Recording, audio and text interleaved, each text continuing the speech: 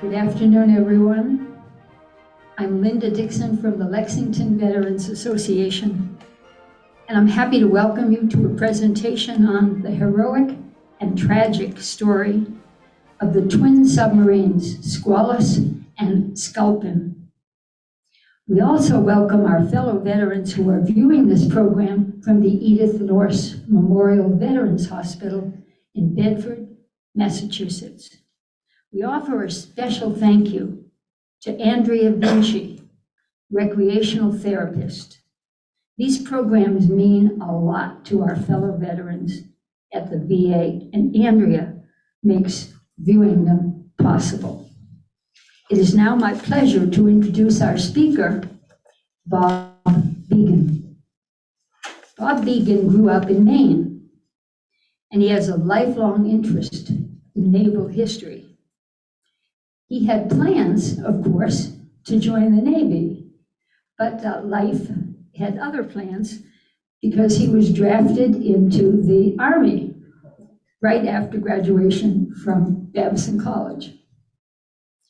He served during the Vietnam era. After his military service, he had a 35-year career with St. Regis Paper, holding a variety of management positions and rising to logistics manager. Now in retirement, Bob can spend his time researching and preparing talks on his favorite subject, naval history. So please welcome our old friend, Bob Began.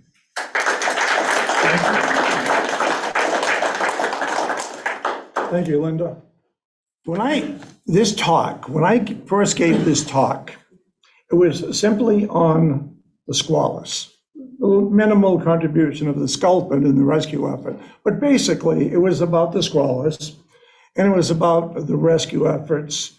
And looming in the background was the fact that in 1939, there had never been a successful rescue of any submariners trapped on the bottom. And this is in our backyard. This is in Portsmouth.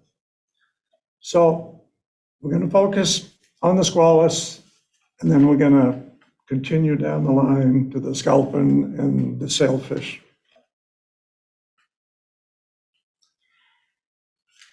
Can you see that okay, folks? Okay. Squalus fitting out at Portsmouth Navy Yard, October 1938.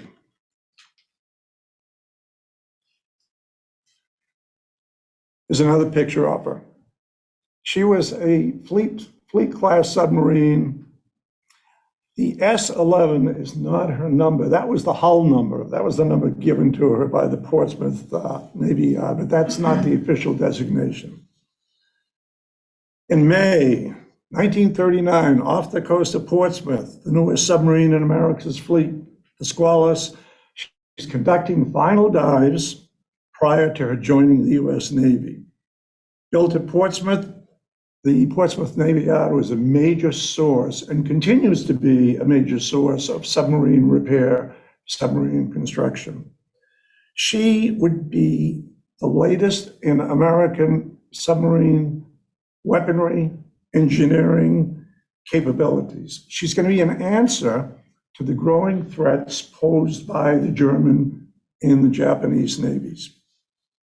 She's a fleet sub, overall length, 310 feet, 27-foot beam. She displaces 1,450 tons. On the surface, top speed, 16 knots. Below the surface, top speed was 9 knots, but normally they used to go 3 or 4 knots to conserve fuel. On the surface, her power source comes from 4 1,600 horsepower diesel engines. Submerged, her power source comes from 126 lead acid storage shells, batteries, which each weigh 1,650 pounds. Providing air to her when she's submerged are two main vents, two main valves. They're called, hold on one second. I should know this. I've done it 100 times. They're the high induction. They suck air in. It's distributed throughout the submarine. This is a picture of her launching. This will be her first commanding officer, Oliver F. Naquin. Normal size crew for a submarine of this size, 57 men, 5 officers, 52 enlisted men. All of the men in the submarine service are volunteers. In order to qualify as a submariner, you really have to pass a rigid screening, both physical and mental set of exams. You've got to have near perfect lungs. You've got to have respiratory tract and stomach that are fine. You've got to be free of sinus trouble. Your ears have to be able to withstand 50 pounds per square inch pressure, which is much higher than a lot of normal people. Hearing levels, got to have above average hearing. Now, from a behavioral aspect, you must have no irritating habits or nervous traits that might grate upon your fellow crewmates. Cleanliness is a must. Cleanliness is a must is really an irony, because once these boats are underwater, cleanliness gets sacrificed fairly quickly. For an officer, you got to qualify all of these, you got to meet all these requirements, and you've also got to have a minimum of 2 years service with a flawless record. If you do qualify, you become a member of an elite unit. Aboard subs, far less spit and polish than on a surface vessel. Confined space forces men to work together and to relax together as members of a cohesive and dedicated crew. The saying, once a submariner, always a submariner, is a powerful statement. To bear this statement out, it's worth noting that of the 33 survivors rescued from the Squalus, all 33 continued service in submarines. Some extra benefits. For enlisted men with a base pay of $54 a month, you get a 25% bonus. You also get an additional $1 per dive as long as it doesn't exceed 15 dives a month. It takes a while to accumulate your wealth. Food is always of the best quality, and it's plentiful. So in the late 30s, America is still working her way out of the Depression. Jobs are scarce, and to many a young man with no future at all, looking at a recruiting poster saying, join the Navy and see the world, these have a lot of appeal to young men. You could sign up, you could learn a job, you could have a trade, and you could see the world. And at the same time, you could serve your country. Proof of this appeal, the crew of the Squalus came from 28 different states. Oh, wow, just one more thing. Oliver Naquin from Louisiana originally. He was a musician, he was a good guitar player, but he kept that on the DL. He was class of 1925. He is getting the Squalus ready for her final test drives. She's got to go from the surface to a periscope depth of 50 feet in 60 seconds. He expects on this dive to improve the last dive by 5 seconds. In addition to the crew, she's going to have 3 civilians on board to monitor the mechanical and the electrical systems. One of these civilians is a fellow named Harold Preble. He's the civilian technical superintendent at Portsmouth Navy Yard. He's had over 22 years experience in submarine test dives. Picture of her, it's basically this class submarine, her sister ship, the Sculpin, is exactly the same. Ships of this class are identical. It shows you the forward torpedo room, the sonar heads, the forward batteries, and then going aft to the crew's quarters. Anybody here, well, I know a number of you men have been on board submarines. For the civilians, being on a submarine for the first time, I said, why would you do this? I mean, the space and everything. But they were wonderful, wonderful vessels. She's going to head out to sea past the Isle of Shoals. The weather's turning, sun's fading. This is May 23rd, 1939. Clouds on the horizon, the wind's picking up, seas are becoming a little bit more rough. McCann is headed to an area about 5 miles past the Isle of Shoals off of Portsmouth. Estimated depth of the dive is 250 feet to the bottom. At 8:13 in the morning, notification and location of the dive site is recorded and sent to Portsmouth. A message was sent, but either in sending the message or in receiving it, the location is incorrect. It's incorrect by 5 miles east of the given location. Nobody realizes this at the time. At 8:30, McCann issues orders, rig for dive. The next sound you hear is that of the klaxon, the dive alarm. On the surface, the North Atlantic surges over the deck and above her tower, and then she's gone.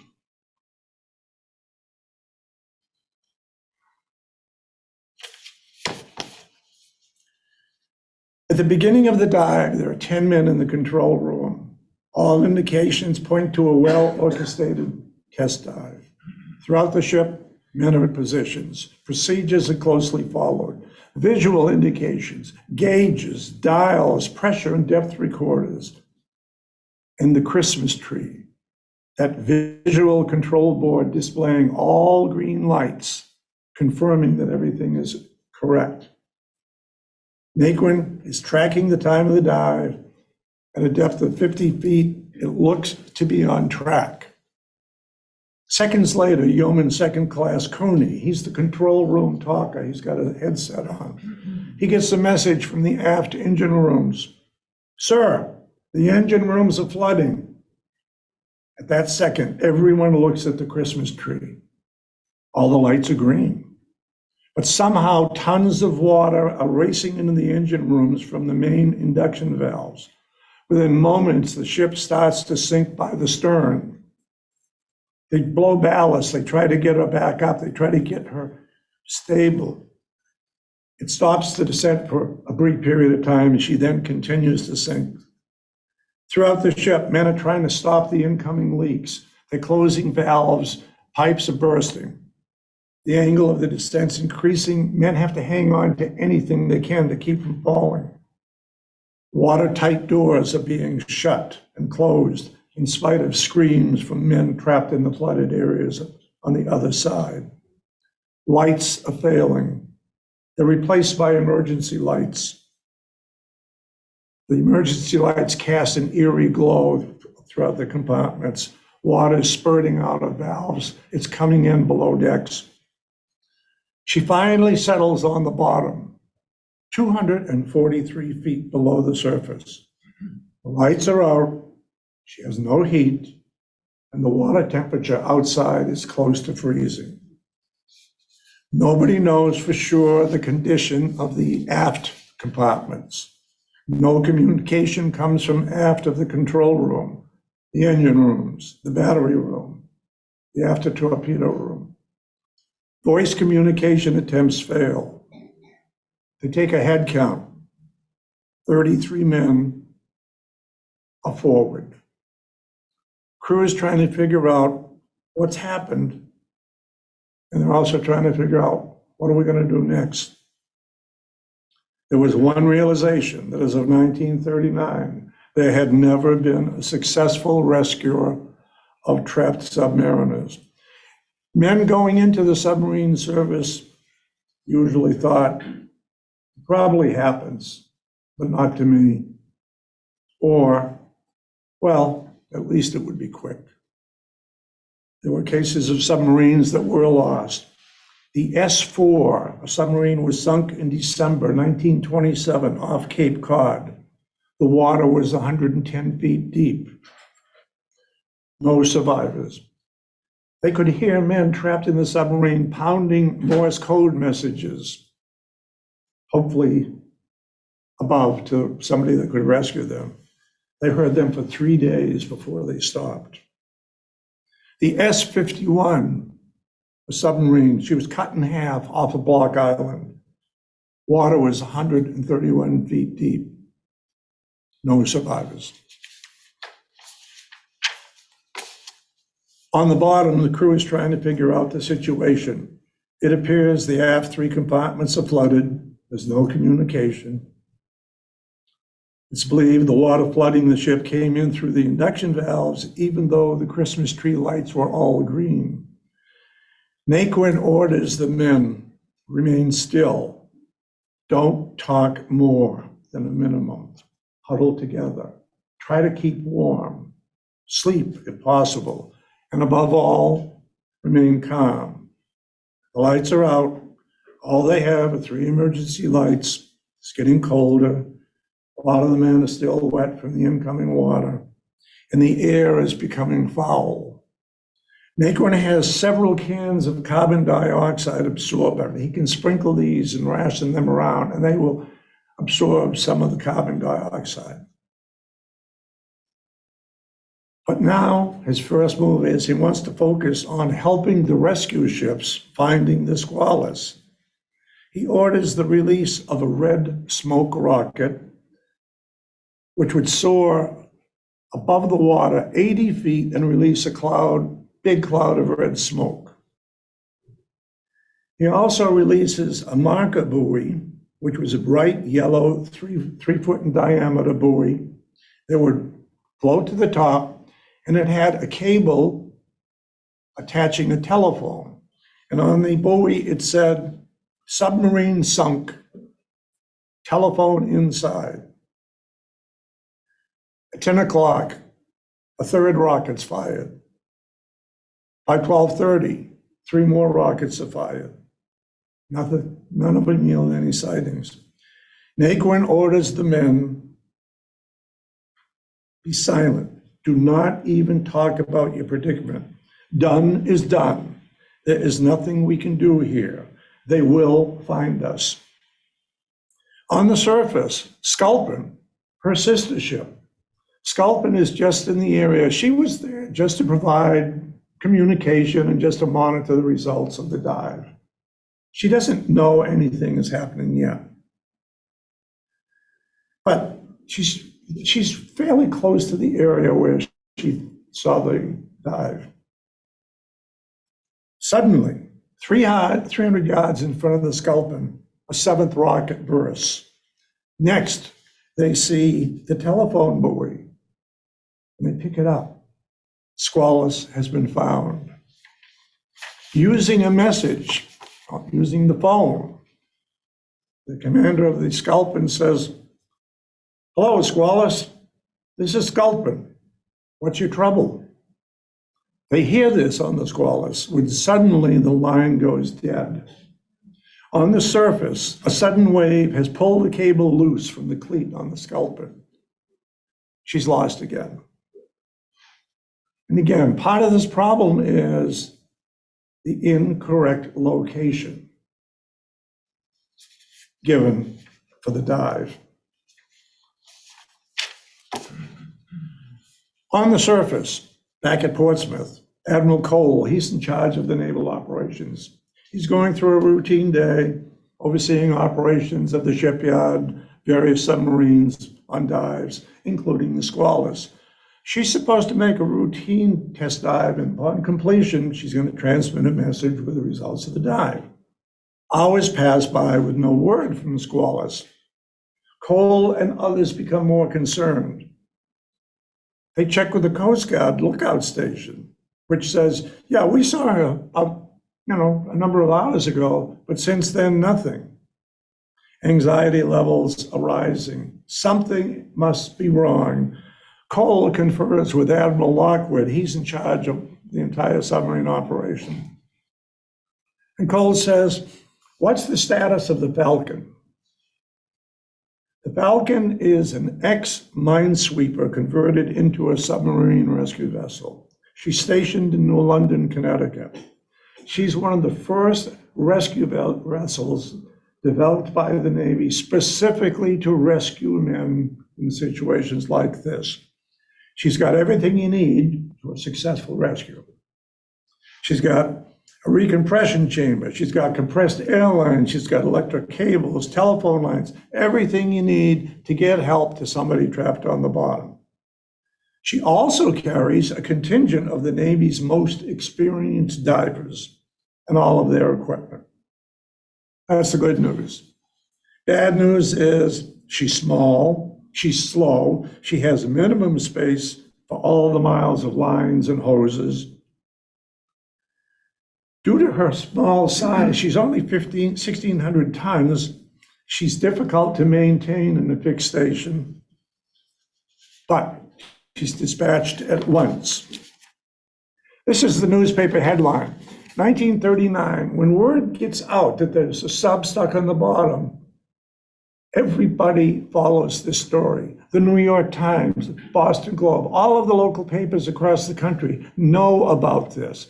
There are men flying in private planes overhead looking for it. There are men hiring boats going out trying to find it. So this has tremendous coverage. Cole's next order, get Mumsen. Swede Mumsen, Annapolis, class of 1920.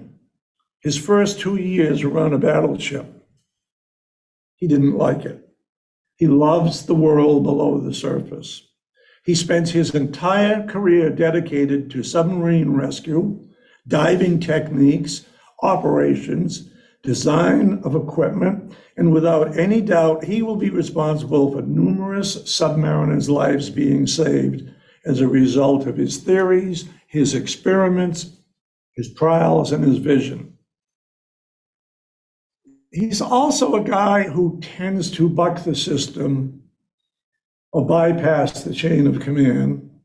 And this costs him at various points in his career. He's so dedicated that he ruffles the feathers of senior officers, and that works against him. He doesn't care. His zeal and commitment he has for advancing his belief never waver. The day the Squalus makes this test dive, he's in Washington. He's supervising a test dive by divers in a compression tank who are using a new combination of helium and oxygen developed by Mumsen.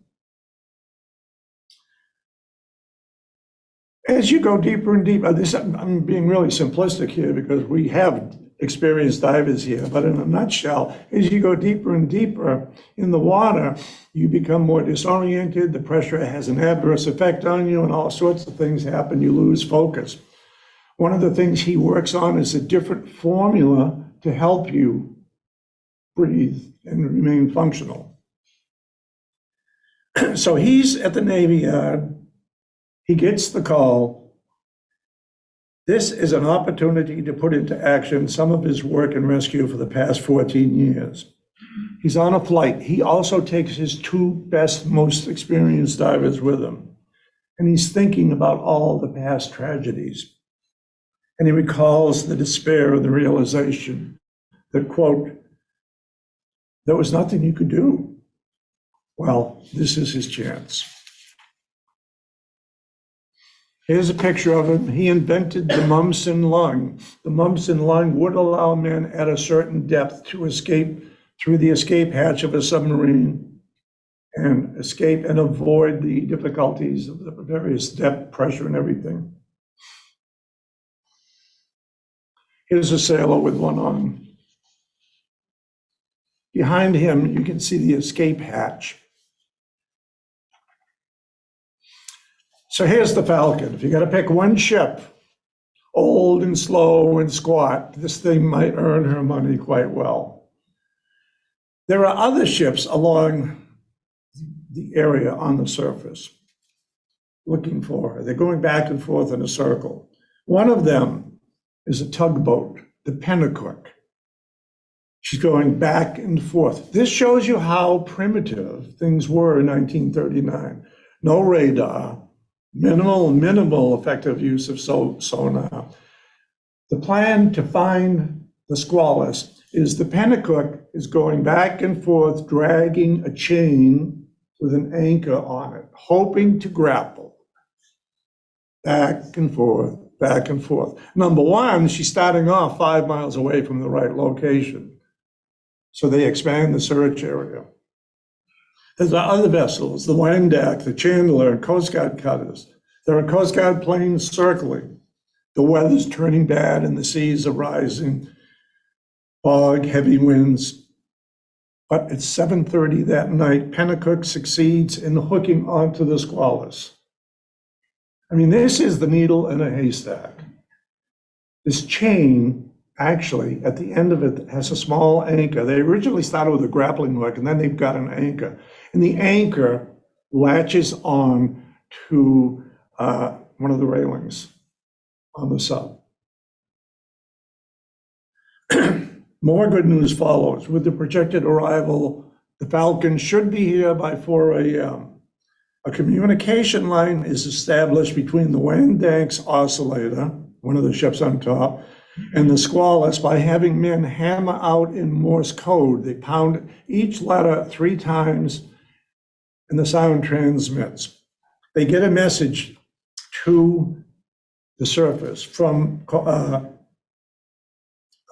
what's his name? McCann, sorry. The message says, conditions satisfactory, but cold, but it gets through. 7:30, Mumson arrives. He reports to Admiral Cole, who puts him in charge of all diving operations. They confer, and even though every man on the Squalus has been trained with the Mumson lung, Mumson says it's too dangerous, it's too risky. Let's try the rescue chamber. The rescue chamber is on the Falcon. She's still not on site. Finally, 9:45 p.m., she gets there. She's held in place by 5 different anchors. On board the Falcon, Mumson has his divers. He says, before anybody goes below, you've got to familiarize yourself with the Sculpin, because this is a carbon copy. And this is really important for the divers to know exactly the layout of what they're going to get into. This is the rescue chamber. I'll get into that in a minute, but basically, the rescue chamber was, for all intents and purposes, it was a chamber that could be lowered to the surface, attached to a submarine. Men could get into it, and they could gradually rise up with adjustments for pressure, and they could arrive safely on the surface. Mumson was instrumental in this, but he didn't get credit for it. A guy named McCann did. So it's the McCann rescue chamber. But that's on the Falcon. The Falcon's in position now. Here's another picture of her. The first diver selected is Chief Bosun Martin Zabitsky. He's a diver who's worked with Mumson for many years. His diving gear, his equipment, helmet, weight belt, air hoses, all the other required gear, it's going to weigh in excess of 200 pounds. Because of the immense pressure of divers operating at this depth, 200 to 250 feet, he faces the danger of mental challenges, losing focus, sense of confusion, memory loss, and even giddiness. They need to constantly repeat the task they're assigned to. His job is land on the deck, fasten a steel cable to the escape hatch, from which the rescue chamber can be lowered. After fastening the cable, oh, by the way, the cable is 10 feet from the rescue hatch. It's just such a fluke of luck that it could have been midstream, it could have been all the way to the stern. He fastens the cable, then he's brought back up to the surface. He's spent 22 minutes on board the boat and 40 minutes being raised to the Falcon. Lumsden approaches Sabetsky and goes, "Well done, Ski. Rescue chamber is now ready to be lowered. 2 men will operate it on the descent." Here's the Falcon. Here's one of the ships that support ships. The chamber's in the back. This is the Sculpin. These are just observers, they're just standing by, trying to assist in any way they can. This is a picture of the rescue chamber on the bottom, and you can see how congested things are on the Falcon. This is Sabetsky, or could have been any of the divers that were sent down there on preliminary dives. Here's Sabetsky.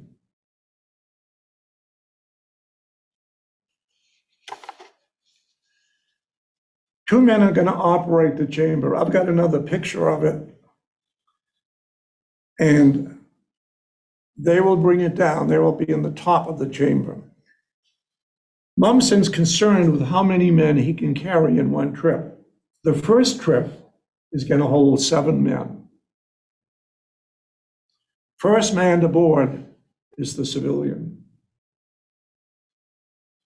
Those selected, first man is a civilian, second man is an officer. You need an officer to be able to give the list of missing and survivors to the publication. Aboard the Squalus, the men are waiting for their, nobody's jumping, nobody's pushing in line, everybody's patient, they're waiting. All the men are calm. First trip is successful. 7 men get up. Second trip, they're going to put 8 men on. However, once the second trip is over, they discover there were 9 men on. So now this is good news, because 7 and 9 is 16. They don't have to make. They thought they'd have to make an extra trip.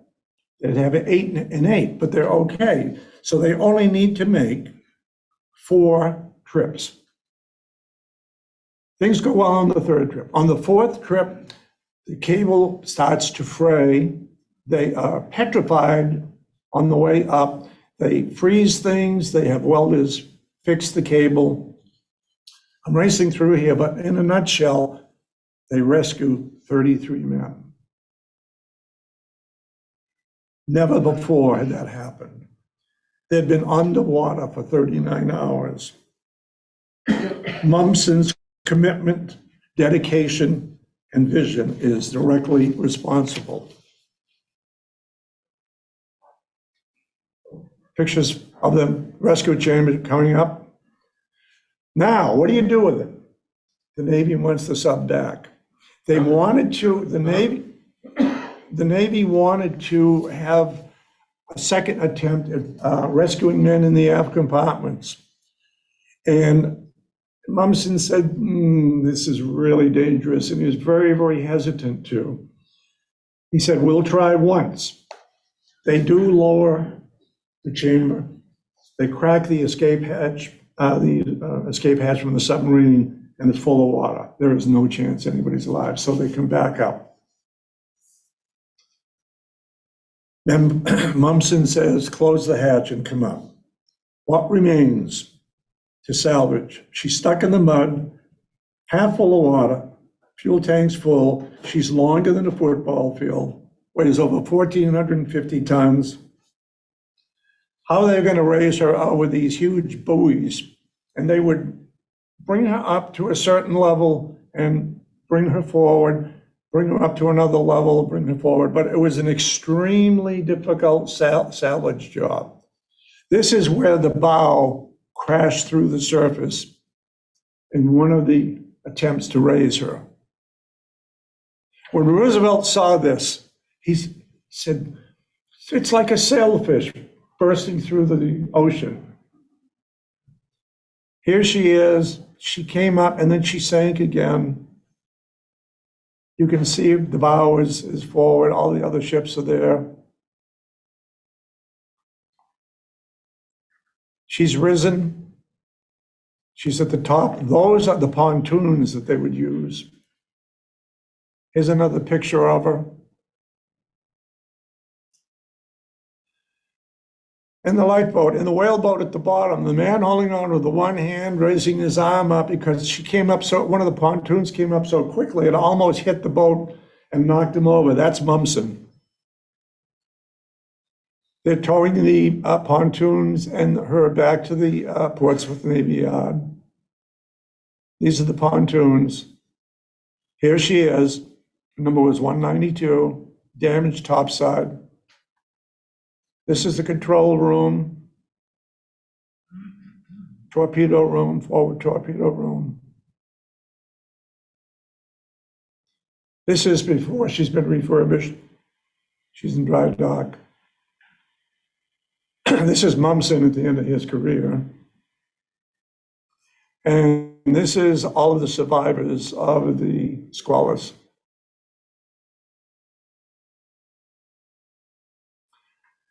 In July 1939, there was a memorial benefit concert commemorating the rescue. It was fairly close to Portsmouth. It was Little Boar's Head, New Hampshire. I have the booklet there, gives the names of those lost, the sponsors, the survivors. Amazing. They played Beethoven, they played the Navy hymn and Beethoven's Fifth. So,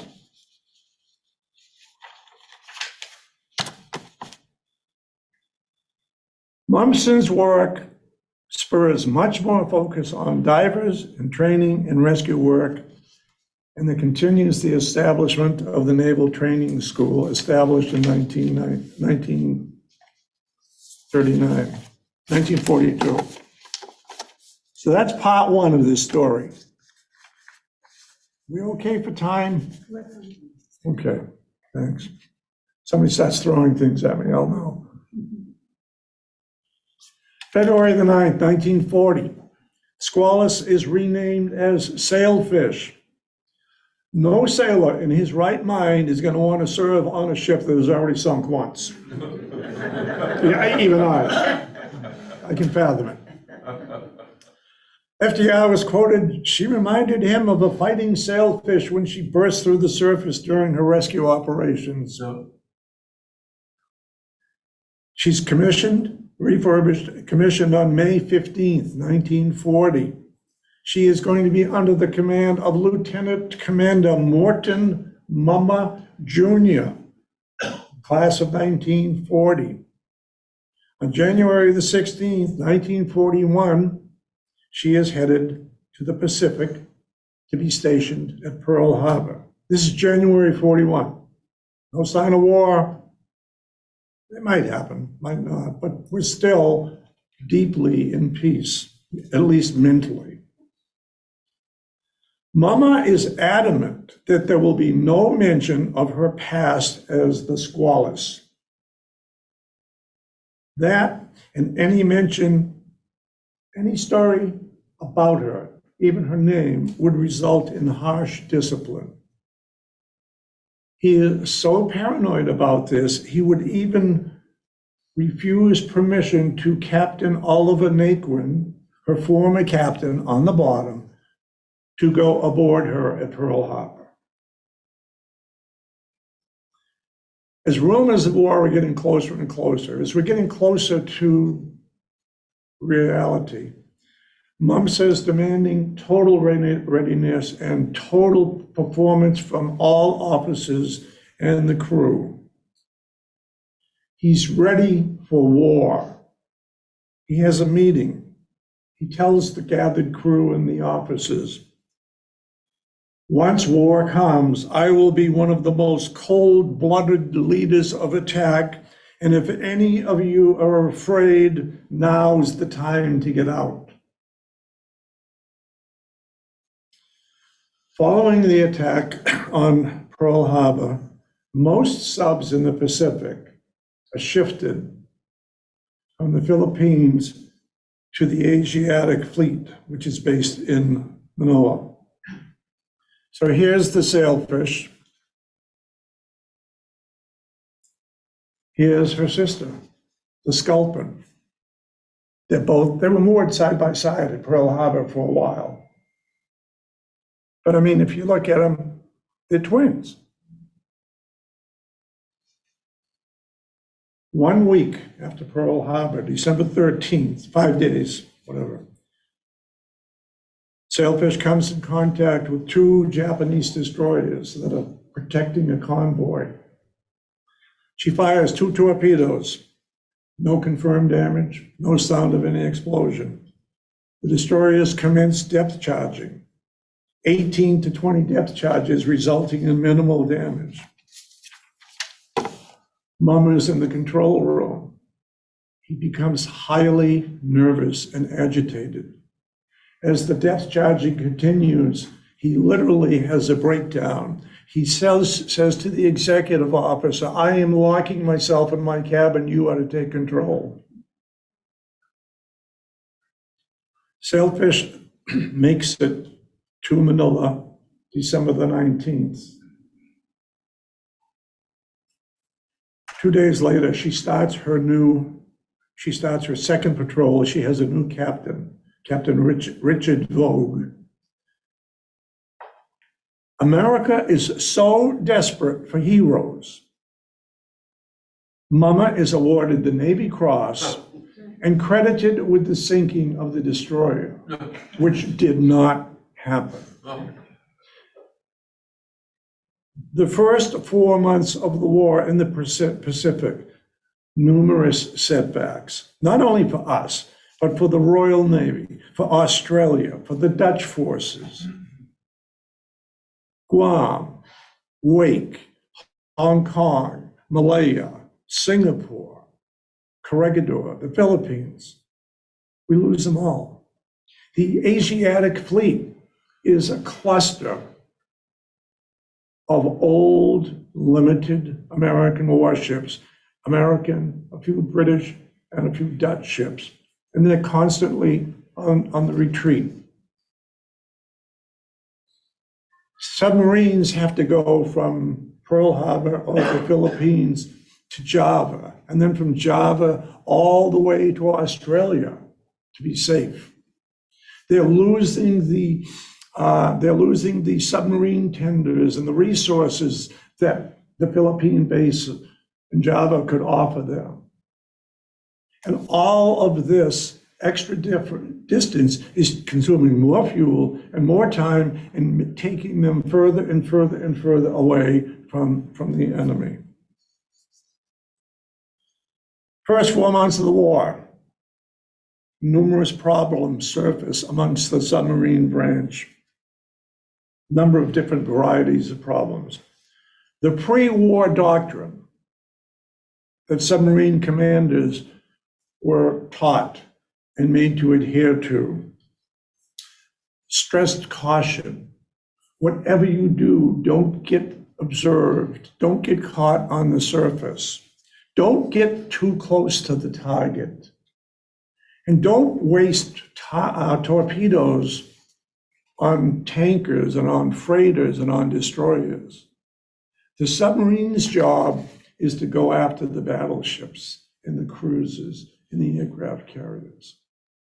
And so what you had was, you had a whole cycle of submarine commanders from the 30s who had, not for nothing, but a very comfortable existence and minimal contact with anything dangerous.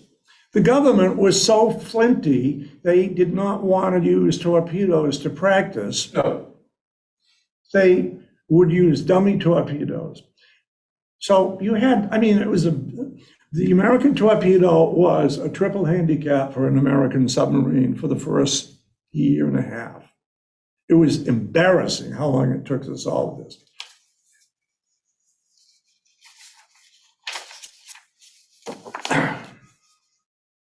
Before the war, average age of commanders was 37, and as a breed, they stressed caution rather than aggression. Biggest problem far and away was with our torpedoes. US torpedo, 1,000-pound warhead, a range of 4,500 yards at 46 knots. And it left a wake on the surface. You could see it on the surface. Japanese torpedo, 49 knot speed, 6,000 yards distance, and a wakeless oxygen-powered engine. The torpedoes we had, 3 major flaws. They would run deeper than they were set for, and it was 10 to 12 feet. So your torpedo goes below the ship by 10 to 12 feet. The contact exploders, sometimes if it hit straight on, it would destroy the contact exploder. It was better to hit it at an angle. Sometimes they would explode prematurely. So, I mean, put yourself in a submarine that's just fired 4 torpedoes. 2 of them go underneath the ship by 10 to 12 feet. One of them never explodes, and the other one misses the ship completely. It was really tough. Submarines would have a combat patrol when they finished each combat patrol, and they would indicate. It's a little bit of a break here, but this is useful information. They would indicate. Give me a minute. The results of the patrol.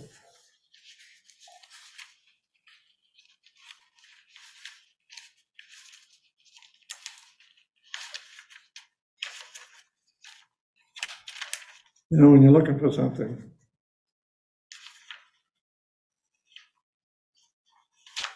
I'll come to it. Apologies. Anyway, it was just a disaster. But things turned around, okay? Oh yeah, 233 torpedoes that we need, they were lost in the Philippines at the Navy base. Here's another picture, 191. This is of the Sculpin's superstructure. Here is the Sculpin at Pearl Harbor. Whenever a ship would go in for a refit or a repair or new equipment, they would always circle the changes. Now, I know you can't read them, but like, for example, there's a 3-inch gun, which is forward, and below that is the number 1. And it is a 3-inch gun moved forward. And then there's number 2 on the anti-aircraft gun pointing straight up. It just shows you all the different things they did. This is in May of 43, and this is the Sculpin, because we're getting better torpedoes and we're modifying the ships, giving them more weaponry, giving them better sounding and even some instrumental radar. Okay. More and better subs. Japanese shipping losses are starting to improve. Another problem, the US subs at the beginning of the war had no adequate air reconnaissance. There was nobody that could tell them anything about what the Japanese were doing. There was no intelligence system, so we were really running blind. By June of 1942, Rear Admiral Charles Lockwood, the guy in charge of all submarine operations, he relieved 25% of the commanding officers of the submarines in the Pacific Fleet for lack of aggression or lack of productivity. As the war went on, younger and bolder officers would turn the trade.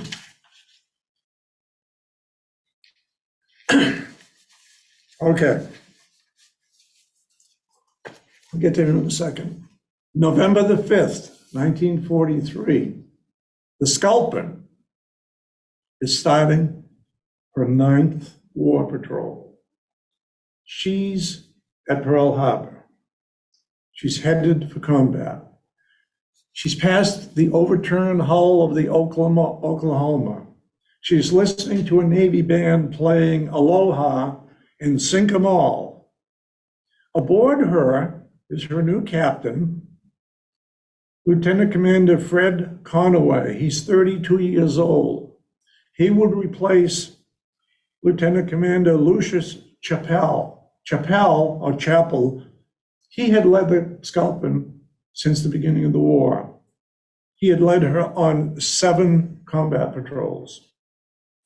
Now, in addition to Chappell is another officer, Captain John Cromwell. That's a picture of the guy located on the bottom picture. He has been assigned to the boat at the last minute. It's kind of unusual because normally you've got one commanding officer, lieutenant commander, but here you've got a captain. He has been assigned to be the commodore of a 3-submarine wolf pack because the Americans are realizing submarines operating together are vastly more efficient than submarines on an individual basis. And how'd they learn this lesson? They learned it from the German U-boats off the coast of America. We were very, very slow to adopt that concept. They want to put together a wolf pack of 3 American submarines around the island of Truk. Truk is a major naval base for the Japanese. Carriers, cruisers, big capital ships. It's a major, major naval base, a lot of activity there. And they want to have 3 US submarines in tandem with each other and try out the concept of a wolf pack. And also, this is going to be the beginning of the invasion of Truk. And it's called Operation Galvanic. Galvanic is ultra top secret. Only an absolute number of people know what Galvanic is going to do, what it's going to deal with. It is so secret that Captain Cromwell is told at Truk, listen, if the sub gets captured, you go down with the ship because they will torture you and they will get the information out of you. This is before they even leave port. Cromwell knows this. Conaway, the regular cat, they don't know. Nobody on the Sculpin knows the details of the nature of this. Sculpin arrives southwest of Truk, November the 19th. She makes contact with the convoy at 0030 hours. She surfaces briefly. The target is viewed as one large transport, and she's got 7 smaller escorts. And so Conaway and Cromwell say, you know, that smaller ship's got to be special to have that many escorts. Sculpin surfaces briefly. She identifies the targets, and then she submerges to get in position for an attack. Suddenly, the convoy, instead of heading away from them, turns and heads towards Sculpin. She goes to an emergency depth of 200 feet. Convoy passes overhead, doesn't drop any depth charges, and it continues on its way. 3 hours later, at 07:30, Sculpin says, well, they've gone, let's surface for a better look. And she surfaces to get a better look. And they don't see anything at first. And then within a moment, looking aft, somebody notices what looks like a crow's nest on the horizon. And orders are given immediately, take her down. In fact, the item seen was a large flotilla destroyer, the IJN, Imperial Japanese Navy Yamagumo. She was a trailer destroyer. She's hoping to catch a submarine off guard, which is exactly what happened. On her first pass, she dropped 17 600-pound depth charges every 30 seconds. On her second pass, 18 depth charges directly over the boat. The boat is suffering. Leaks, flooding, the hull's cracking, shattered instruments. She's becoming more and more unresponsive. At 09:30, the Amagamo drops more depth charges. Sculpin is driven down to a depth of 400 feet. Rivets are popping. The depth gauge is erratic. They have no idea how deep they are now. They've got to surface. Things are really getting out. They don't stand a chance. All they want to do is get her on a surface plane. Conaway and Cranmore talk together. And the decision is made, well, at least if we surface, maybe some of the men can escape. They've got a gun, they've got a couple of anti-aircraft guns. Maybe that'll give a chance for some of the men to escape.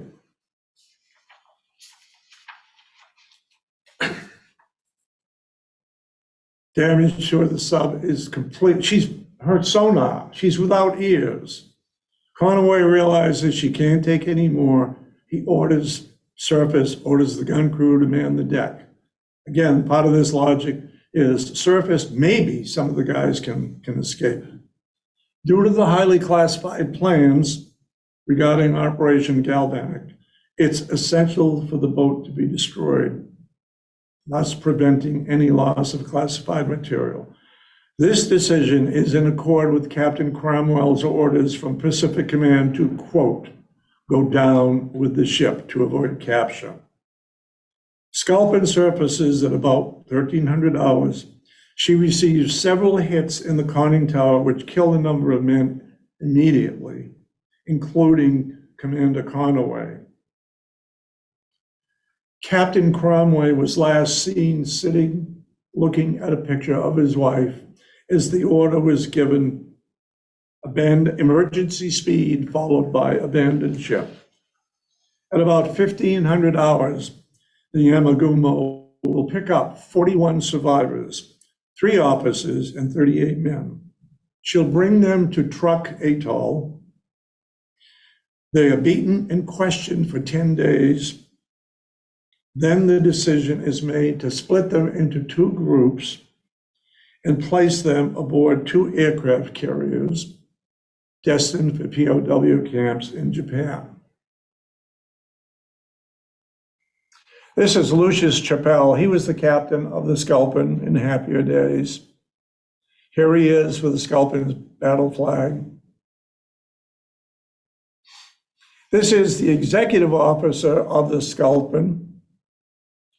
He succeeded Chappell, took her on on 3 patrols. Officers of the Sculpin, I'll read them to you. Frank Alvis, Jack Turner. The author is the fellow on the right. The author is the fellow with the beard in the back. And standing next to him is Louis Chappell. Here they are again. These are happy days. These are young guys. You look at them and these, they're extremely proud. This is a picture of some of the enlisted men after they crossed the equator. And you can see they're all got skinhead haircuts. The man on the right, George Rochek, is the only survivor. This is a picture of the Yamagamo. She's a Japanese flotilla destroyer. For those interested, I have a model of her sister ship on the table, which I built when my eyesight was better with smaller parts. This is just an illustration of what it must be like, water pouring in, you're trapped below. Another illustration of how it must have been absolutely mind-boggling to be sitting there going through depth charges. They'd be going off close to the ship. They'd hit some damage. This is the aircraft carrier Chuyo. She was in the harbor truck. December the 2nd, she is carrying 21 of the Sculpin prisoners on their way to Japan, and she's torpedoed by the Sailfish.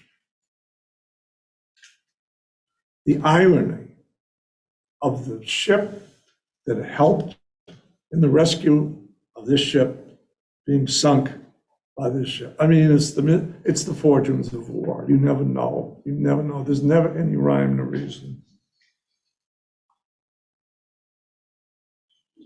This was the other carrier, which would carry the other men to a prisoner of war camp. They would be prisoners for 2 years. So the loss of these, when I heard of this story, I go, my God, the irony. And then I did further research. The loss of Allied prisoners of war in transit on Japanese ships, it was estimated about 10,000 Allied prisoners were lost in the sinking of ships transporting them to Japan. Most of those lost was simply they vanished at sea. No records were kept, no information, except for an occasional survivor. There were 2 Japanese freighters, and they were carrying 1,800 British and 718 Australian prisoners from Singapore, September 12th, 1944. When Singapore fell, the Japanese had unbelievable amounts of prisoners. Singapore fell to a force 1/3 the size of the garrison of Singapore. It was not a bright moment in the British Empire. It was the worst military disaster in Great Britain's history. The Japanese, one reason why the Japanese were so barbaric, so harsh, so cruel to prisoners, but 2 reasons. Initially, they had no provision for handling this many prisoners.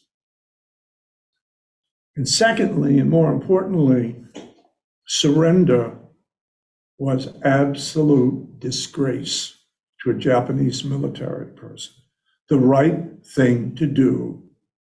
Don't disgrace your family. Don't disgrace those you leave behind. Don't surrender. Anyway, you've got almost, you got almost 2,000 prisoners on these 2 freighters. They get sunk. One American submarine will pick up some of these survivors 2 days later after they've been floating. One of the survivors mentioned that they were so inspired by British sailors singing, "Rule Britannia, Britannia rules the waves," as they waited their turn to die. 2 days later, they were picked up. Some of them were picked up. So it's the hazards of war. Now, I found the page I was looking for. This is just a couple of bullets here. Sculpin's 3rd patrol, 13 March to 27 April.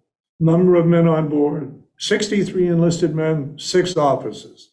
This is how detailed they were. Nautical miles covered on this patrol, 6,747 miles on the surface, 1,118 miles submerged. Fuel used, 69,000 gallons, 8.7 gallons per mile. Duration, 45 days. Torpedoes fired, 9. Sinkings, none. Damage, none. Her 5th patrol, 48 days. Of the 48 days, 42 of them were submerged because getting caught in that area on the surface is a death sentence. Torpedoes fired, 20. Sinkings, 2 tankers, 1 transport, and 1 Q ship. Well, that was in October 1942. So new skippers, better torpedoes, new tactics. It was amazing. The losses in the submarine fleet.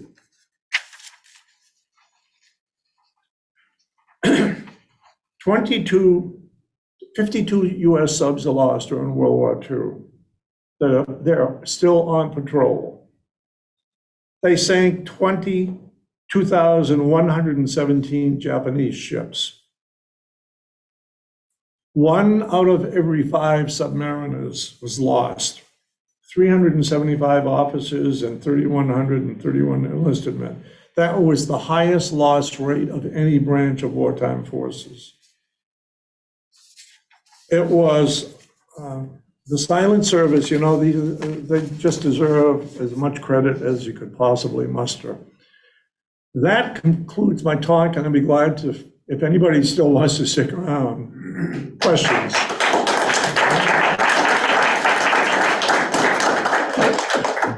Fell in the green shirt was first, I think. I am sure, wait a minute, Yeah, I'm gonna stand now. is this on? Yeah, I'm sure we have questions. All right, we're gonna start with Bill. Wait for the mic, Bill. I loved your talk, sir. I'm very appreciative. You're very kind, thank you, The sir. trouble that you took. It was magnificent. Thank you. In my opinion, the hero of your story is Charles Lockwood. Charles Lockwood turned the war around for us under the seas. People kept telling him to do things, and he refused to do them. And he was the one responsible for the tactics. He was the one responsible for sending the torpedoes back and saying, this stuff simply doesn't work. You can't give us this crappy stuff. Get people at the Pentagon building to do their job. Again, Charles Lockwood was a hero. Thank you. You hit the nail on the head. Lockwood could not believe, he could not believe what a mess the submarine command was in. The development of the United States Navy torpedoes was done somewhere in Rhode Island. It was almost a complete separate entity from the rest of the Navy procurement and engineering and design teams.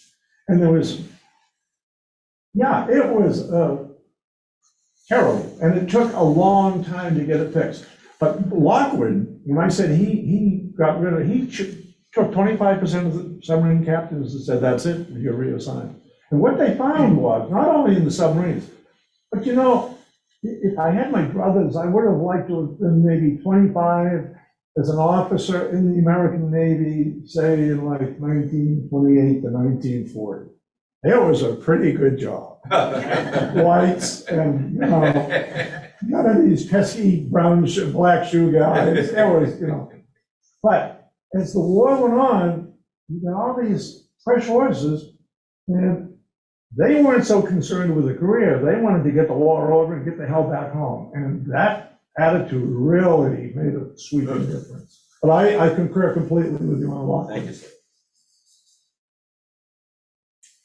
Shall Actually, just a simple comment on your terminology. Yeah. Okay. Those submarines are boats. You mentioned. Oh, no, big you're ones. right, you're right. Always, you Yeah. can go on an FBN finish with the biggest thing ever. Yeah. They still call it It's boats. still about, you're absolutely right. And the leading petty officer on this is the chief of the boat, Cobb. Yeah.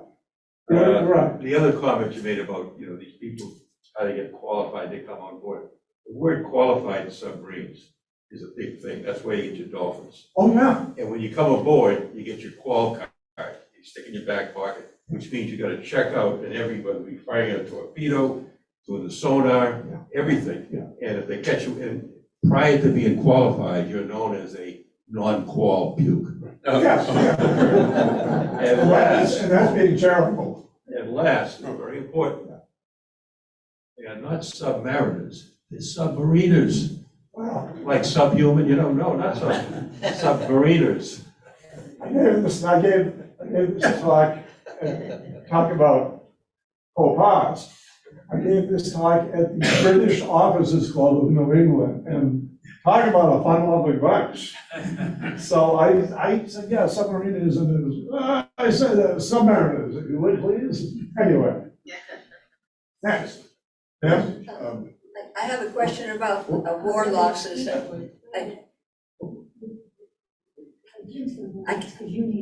Oh, I call it. Sorry, my fault. Was the surface navy in the same condition at the start of the war as the submarine fleet you're describing? There was, the mentality of the surface navy was bigger battleships are really the best to fight a war. They grudgingly acceded that, yeah, there might be a place for aircraft carriers, but we had good equipment, but again, we had peacetime mentalities. And the defeats that we took in the first 4 months really just kind of shut off any kind of offensive capability whatsoever. I mean, we really did, everything Japan did worked perfectly well.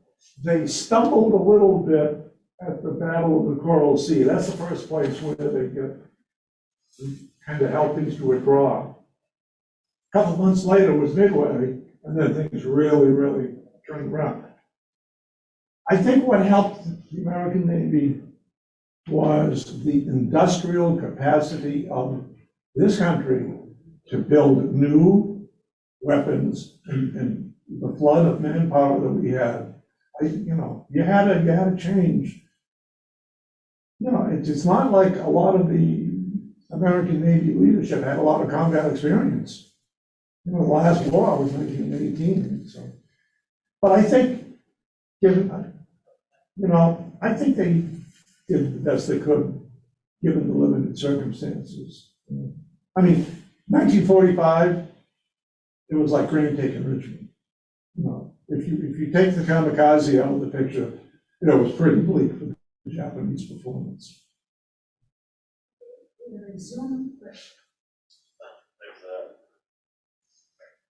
Oh, do I try to get back here?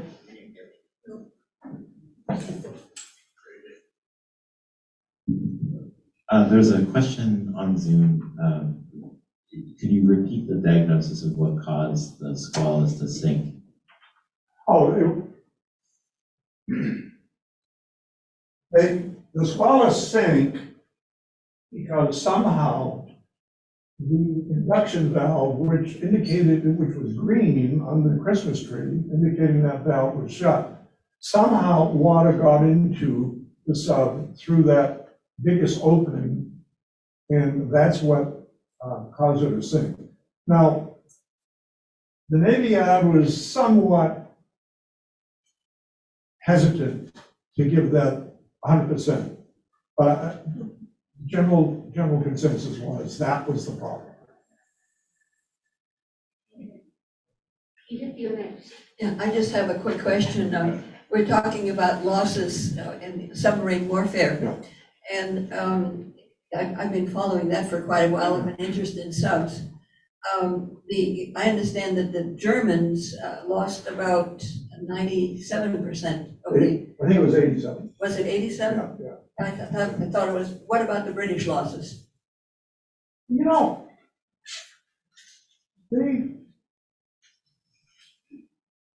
I haven't done a lot of research on it, but I think if the British submarines were really pivotal, or if they had a bigger impact, you probably would have heard about it. I think they did a reasonable job, but far and away,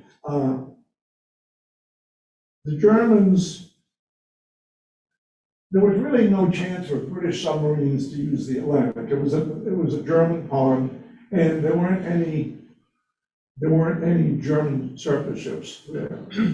So they were in the Mediterranean, and that was kind of a sideshow. I'd say it was a weak sister. I'm not being negative, but it was a major place. Thank you. Probably get in jail. Those British guys hit me again. Bob, a couple of questions. One, I noticed early on in the rescue of the the Squalus, the chief bosun's mate who went down first. Yeah. You had a picture of him, and it looked like he had a medal around him. Yeah. Did he get the Medal of Honor for that? I don't think it was the Medal of Honor, but I think it was like the next highest medal. Right. Oh, good question. From the first dive on the Squalus, when she was on the bottom, to the last dive, once she was towed back in, there were 689 dives without one fatality. That's impressive. Yeah. My other question quickly is, I guess 20 years later or so, there was another tragedy out of Portsmouth, which was the Thresher. Yeah. Just briefly, and all of that crew was lost, right? Yeah, I had a brochure I gave to somebody here. They might have want to tell, but it was on the loss of the Thresher. And yeah, the entire crew was lost. And that was because it was so deep. And you know, I honestly don't know, but I mean, it was down there. And but I think it was quick too. You know. Okay, we have time for one or two more questions. Rich? Bob? Oh, there's a fellow in the back too. Yeah, I'd love your comments on the engines or that propelled the torpedoes. Yeah. And a strange coincidence, my father was like 35 when the war started, and he wasn't drafted or didn't, was too old to volunteer, but he was an engineer. And what his job was, he worked on the torpedo motors. Really? So he never made any comments on it. I don't know what your comments are as far as the reliability at the beginning, getting towards the end of the war, how reliable were those motors? I would say that, depending on when he was working, as the war went on, it took, so say January 1942, it was probably by mid-1943, things were, the deficiencies and the problems were all correct. Yeah. He worked out in a company called Gilbert and Barker in Springfield. Okay. I'm sure there were many manufacturers of those motors. Yeah. Okay, thank you. Thank you. Thank you very much. A question on the rescue of the Squalus. What sort of communication existed between the surface ships and the Squalus during the rescue? Did they have voice communication, or was it all Morse code? No, they had voice communication, but it was limited. But they were able to communicate. I think it might have been the telephone in the buoy. I think it was simply another version of that. But there were times when particularly the weather is rough and there's the major thrust, the major effort, everything was focused on the divers when they were down there, doing what they could, and then getting the compression chamber up and down. I've read a couple of books, and there wasn't a lot of, I didn't get a sense of a lot of back and forth communication.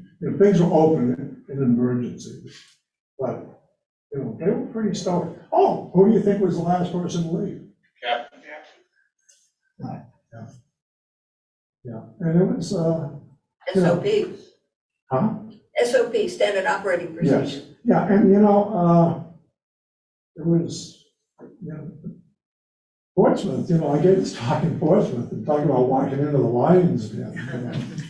But they were a very gracious crowd. So, well, that's it, I think. I think that's it. Okay. Everybody, let's give a big hand to Bob.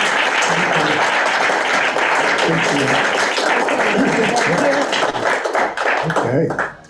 Well, that concludes our program for today. Thank you again, Bob. Wonderful talk. Remember, next time we get together, February 13, it'll be a virtual meeting, 100% by Zoom. See you then. Good afternoon, everybody. Thank you.